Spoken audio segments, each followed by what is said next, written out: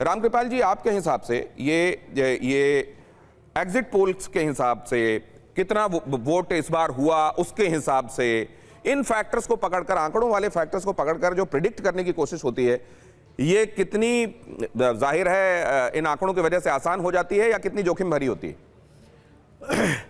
देखिए, अब तक अमूमन क्या होता है कि एग्जिट पोल और एग्जैक्ट रिजल्ट में तो देखिए फर्क हमेशा होगा ही, लेकिन सवाल यह कितने का फर्क रहता है। UEM जयपुर एक आदर्श लक्ष्य है। भावी छात्रों के लिए अच्छी नौकरी, भविष्य के लिए तैयार कौशल के साथ अच्छी शिक्षा। तो अभी तक का जो चुनाव का पैटर्न था और उसमें जो लोग भी फोरकास्ट करते थे, कई बार मुझे लगता है एक आध का करीब करीब उसके सही के आसपास पहुंचते थे, बाकी फेल होते थे। लेकिन इस बार मैं खुद इस बात को मानता हूं, आपके जैसे संवाददाता ने कहा कि चुनाव आयोग ने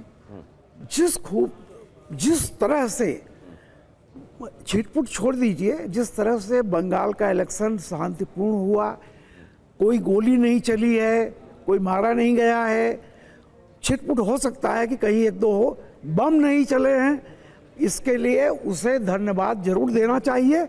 और मैं कहूँगा कि जो लोग SIR के चलते चुनाव आयोग पर फप्तियाँ कसते थे या उसका विरोध करते थे, उन्हें भी इस बात को चुनाव आयोग का धन्यवाद कहना चाहिए कि जिस तरह से उन्होंने बंगाल में चुनाव संपन्न कराया है। पहली बात। दूसरी बात जो आप कह रहे थे, देखिए इस समय जब आप अपनी बात पूरी कर रहे हैं, मैं अपने दर्शकों को बता दूं कि बात सुनने के साथ साथ आप देखेंगे एकदम मेरे ऊपर ही यहाँ पर ये जो आपको आंकड़ा दिखाई दे रहा है, ये आज के 8 जिले आपके सामने हम रख रहे हैं। 5 बजे तक 2021 में जो मतदान हुआ था और 5 बजे तक इस बार जो मतदान रिकॉर्ड हुआ है, वो दोनों हम आपके सामने रख रहे हैं। हिंदू और मुस्लिम पॉपुलेशन भी हम आपके सामने रख रहे हैं। ये क्योंकि आंकड़ों की बात हो रही है, ये फिगर्स कितना रिवील करते हैं, कितना कंसील करते हैं, इसके बारे में बात हो रही है, तो ये आंकड़े भी आपके सामने रख देना आवश्यक है। अपनी बात पूरी कीजिए सर। जी, तो मैं दूसरी बात यह कह रहा था कि देखिए जो आप दिखा रहे हैं अभी भी पिछले बार की तुलना में सब समय, चाहे जिस भी जैसे 5 बजे तक या फाइनल, ये बहुत करीब 8-9% का 10%, नहीं, वही मैं कहने जा रहा हूँ, 8 से 10% का फर्क आ रहा है। तो ये इस तरह के माहौल में, इस तरह का मुझे नहीं लगता कि एग्जिट पोल कभी भी हुआ होगा। या आप ओपिनियन पोल, एग्जिट पोल जो कुछ भी कहें, तो कितना सही आएगा, कितना आएगा, वो तो एक अलग की बात है। लेकिन निश्चित तौर पर ये जो कुछ हुआ है, जो हो रहा है, इसमें कोई अनुमान लगा पाना सही मैं समझता हूं कि बहुत। तो सर अगर आप इस बार कह रहे हैं जोखिम भरा है, इस बार अनुमान लगाना ज्यादा जोखिम तो नहीं, तो पिछली बार का देखिए सर क्या हुआ था। क्या पिछली बार कदरन आसान था, क्या कंपैरेटिवली आसान था क्या अनुमान लगाना? तो क्या उस समय लगाए गए अनुमान और रिजल्ट क्या आसपास थे क्या? जरा दिखाता हूं आपको पश्चिम बंगाल का एग्जिट पोल पिछली बार क्या था और एग्जैक्ट रिजल्ट क्या आए थे। यहां पश्चिम बंगाल विधानसभा 2021 का उस समय 10 एजेंसियों का, 10 मेन स्ट्रीम एजेंसीज ने जो सर्वे किया था एग्जिट पोल का, उसका एवरेज आपके सामने रख रहा हूं और साथ में नतीजा क्या आया था वो आपके सामने रख रहा हूं। यहां पर देखिए एग्जिट पोल ने दिखाया था कि टीएमसी 156 के आसपास आएगी और भारतीय जनता पार्टी 121 के आसपास आएगी। एवरेज में 10 एजेंसीज के निकाले गए सर्वे का एवरेज आपके सामने रख रहा हूं और जो रिजल्ट आया था उसमें जाहिर है 77 भारतीय जनता पार्टी को मिले थे और टीएमसी को 215 मिले थे। तो अगर उस बार अंदाजा लगाना अभी के मुकाबले आसान था और ये अंदाजे और एक्चुअलिटी के बीच का डिफरेंस था, तो इस बार क्या हो सकता है? रामकृपाल जी जल्दी से आपकी टिप्पणी। यही मैं कह रहा हूं कि जब आप देखिए नॉर्मल जिस तरह से एग्जिट पोल होते थे, अनप्रेसिडेंटेड कोई पोलिंग नहीं हुई जिस तरह दिखाते थे, तब गलत होते थे। इस बार तो मैं कह रहा हूं कि बहुत ही मुश्किल है।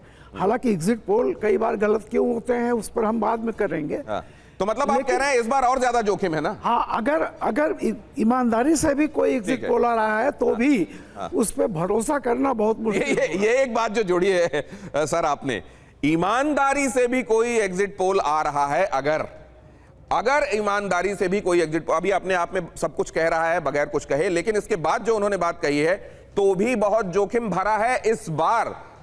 क्या ये राजीव जेटली जी, तो फिर इस बार आप लोग एग्जिट पोल वगैरह नहीं देखेंगे, सीधे 4 तारीख का इंतजार करेंगे, या वो लोभ संवरण करना फिर भी मुश्किल होता है? देखिए, 2-3 बातें तो आपने बिल्कुल स्पष्ट कर दी। आपके जो प्रबुद्ध रिपोर्टर्स हैं जो वेस्ट बंगाल के अंदर हैं, और मैं खुद वेस्ट बंगाल में पिछले चुनावों के दौरान था, और आपके सभी जर्नलिस्ट उस टाइम पे वहां मौजूद थे, और उन्होंने उस वक्त का माहौल भी देखा था और इस वक्त का भी माहौल देखा है।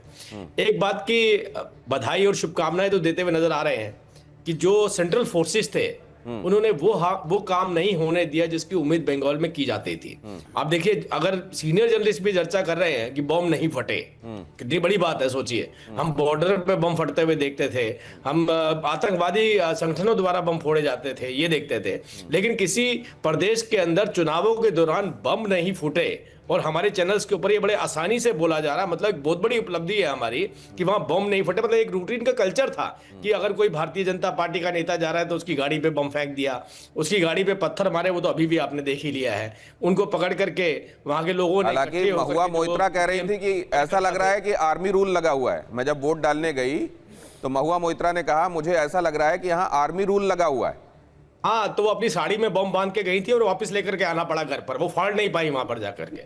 ये जितने भी लोग थे, इनके कार्यकर्ता थे, उनके बम उनके घरों में ही रह गए।